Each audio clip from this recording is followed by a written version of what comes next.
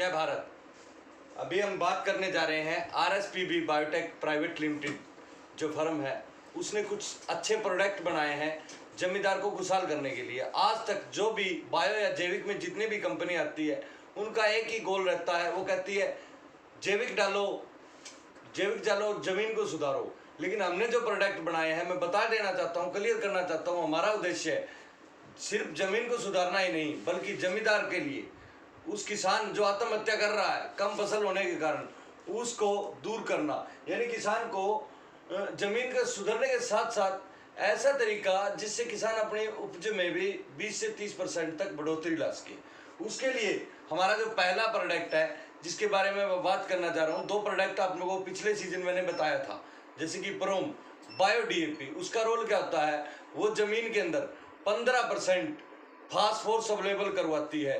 ठीक है, यानी कि एक गट्टा लगभग आधे गट्टे की कंपेस्टिव फास्फोरस होती है उसके अंदर। उसको लोग आज के टाइम में कुछ कंपनियां उसको जैविक DAP का एक नाम से भी बेच रही है, लेकिन वो DAP नहीं है मित्रों। वो क्या काम करती है, DAP के साथ साथ उसमें 13 और कंटेंट होते हैं जो जमीन के अंदर जाकर, मृदा के अंदर जाकर के और पौधे को 13 के 13 खुराक उपलब्ध करवाती है। उसके साथ में हमने हमारा जो जीनी प्रोम है उसके अंदर एक PSP डाला। PSP का काम क्या होता है, जैसे कि हमारे पास ये PSP लिक्विड में भी आया हुआ है, PSP फास्फोरस सोलुबलाइजिंग बैक्टीरिया। यानी कि जो जमीन के अंदर हम DAP आज लगभग 20 से 40 सालों से हमारा फार्मर हरियाणा, राजस्थान, पंजाब का 40 साल से लमसम DAP डाल रहा है। जो DAP हम जमीन में डालते हैं, पौधा उसका मात्र और मात्र 33% हिस्सा ले सकता है।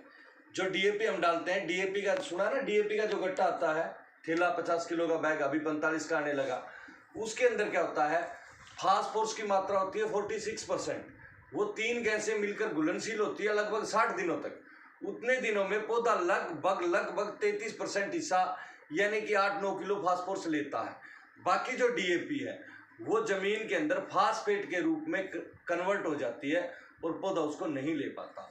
ये बैक्टीरिया जैसे ही जमीन में जाके सक्रिय होता है, ये क्या काम करता है, इसकी क्षमता क्या होती है, व्यर्थ पड़ी हुई जो 40 साल से हम DAP डाल रहे हैं, उसका जो 66 या 7% हिस्सा जो जमीन में जमाव पड़ा है, उसको पिघलाकर पौधे तक पहुंचाने का कार्य करता है।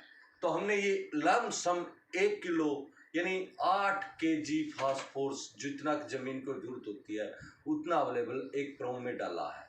जो जमींदार प्रोम नहीं डाल पाया बिजाई के टाइम, वो इसको भी डाल सकता है।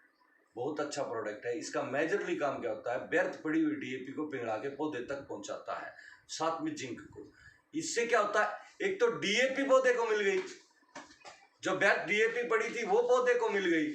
उसके साथ साथ क्या हुआ, जमीन के अंदर जो DAP के कारण जो पतला परत बना हुआ था, जो पानी को जमीन के अंदर नहीं जाना देता था, जिसके कारण उखेड़ा उखड़ जैसी बीमारी आती है, तो वो परत कटेगी तो उन बीमारियों से भी राहत मिलेगी। यूज कैसे करना है इसको? यूज करने के कई तरीके हैं। सबसे बेस्ट तरीका, आप अगर पूर्ण रूप से इसको यूज करना चाहे, कोई जमींदार ऑर्गेनिक खेती कर रहा है तो उसके लिए, इसका यूजेबल के लिए सबसे बेस्ट तरीका क्या है कि इसका 300 ml डोज पर एकड़ के हिसाब से लेकर के उसको 50-40 किलो गोबर की कुर्डी की पुरानी खाद ले, 6 महीने पुरानी, उस खाद के अंदर मिला के 2 या 3 दिन रख दे, फिर उसका जमीन में छिड़काव करे जब बुआई करनी होती है उससे पहले। अगर उस टाइम जमींदार रह जाता है तो इसका यूज हो सकता है साहब, आप कोई भी कुर्डी की खाद में या कोई भी ऑर्गेनिक फर्टिलाइजर उसमें मिला के, जैसे हमारी प्रोम में मिला के भी इसको दे सकते हैं। ठीक है, बशर्ते जमीन में थोड़ा बहुत नमी होना चाहिए, गीलापन होना चाहिए जमीन में। हमारा जो भूमि सुधार आता है उसके अंदर भी इसको मिला के दे सकता है। ओके, तो अभी इसकी मात्रा कितनी है पर एकड़ के हिसाब से? 300 ml पर एकड़, यानी 8 करनाल के किले में 300 ml। ये फार्मर को क्या रेट पड़ेगा सर? ये फार्मर को देखो, रेट डिसाइड करता है साहब, फार्मर को लगभग 1 किले का खर्चा 500 रुपये के लमसम, 400 या 500 रुपये। 200 ml से 500 ml 300 ml तक इसको डाल सकता है। अगर 200 ml कोई फार्मर डालता है तो उसका कॉस्टिंग लगभग 300। ओके साहब, ठीक है, ओके, थैंक यू वालिया जी। अच्छा।